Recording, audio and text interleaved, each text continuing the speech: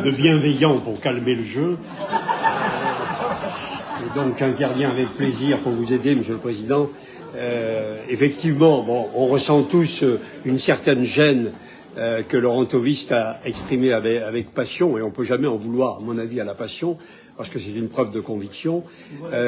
Mais il est vrai que ça crée une gêne parce que on est là dans le cœur de ce que nous sommes, ce que notre territoire est, et on a une partie de la majorité, certes de plus en plus réduite, si j'ai bien compris les votes de tout à l'heure, mais une partie de la majorité qui n'adhère pas à ce développement et qui même le combat à sa façon, d'une certaine manière. Donc, ça crée une gêne, et probablement pour les acteurs, j'imagine que, heureusement, ils ne nous suivent pas dans le détail, mais pour que les acteurs économiques de ce territoire, s'ils suivaient ces débats et cette expression, je pense qu'ils n'en retireraient pas une très bonne impression sur le territoire dans lequel ils se développent.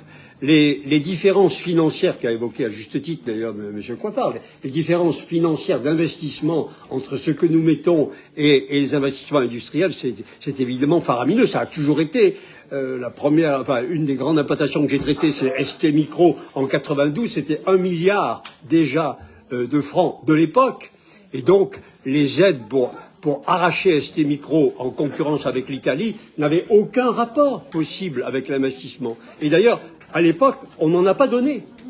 On a décidé, pour obtenir ST Micro, moi comme président du département, de ne mettre aucune aide, en accord avec le PDG. On a dit, on va traiter l'environnement, les accès, etc., la crawl, on a traité l'environnement, parce qu'en réalité, le développement industriel, il se fait aussi, grâce évidemment aux liaisons facilitées, au logement, aux qualités du sport, de la culture, etc. C'est l'environnement qui compte beaucoup. Mais il est des moments où il faut effectivement ajouter des pièces, parce que ce ne sont que des pièces dans ces investissements pour montrer notre participation, notre intérêt, notre souhait de développement. Et là, par contre, quand j'entends un certain nombre de critiques de Madame Vadren, que je respecte, c'est quand même, on est dans des secteurs clés de la souveraineté industrielle. Clés.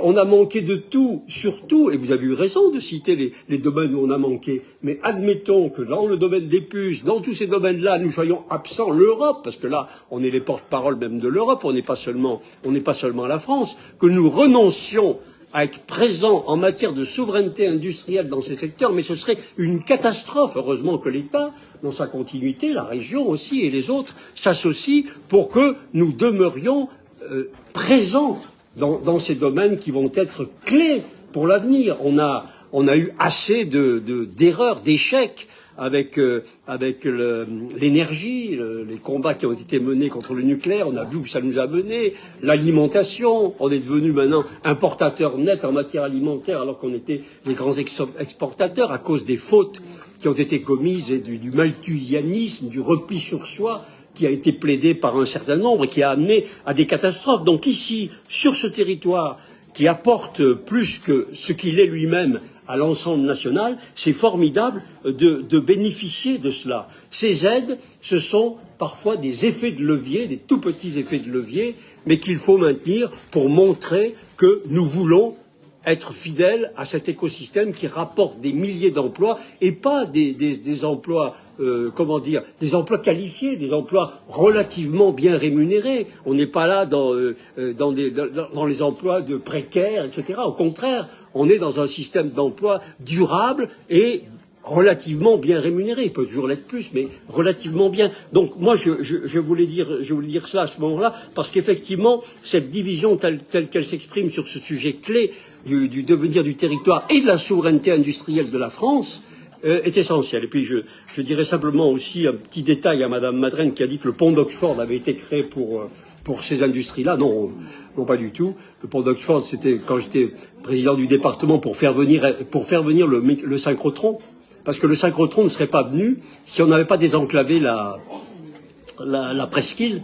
Et donc, quand le département a accepté de le financer à 100% à l'époque, pour que nous emportions le synchrotron contre Strasbourg, puisque c'était un des points clés, c'est que la presqu'île soit desservie. Et vous voyez, toutes ces implantations-là, ST, Micro, le synchrotron, etc., ce sont des filières, ensuite, ce sont des emplois présents et des emplois additionnés, et c'est toute la richesse et la force de ce territoire qu'il faut poursuivre. Et moi, je me félicite aussi du rapport tel qu'il est présenté, des termes dans lesquels il est présenté, et que nous voterons très, très facilement, très aisément. Merci beaucoup.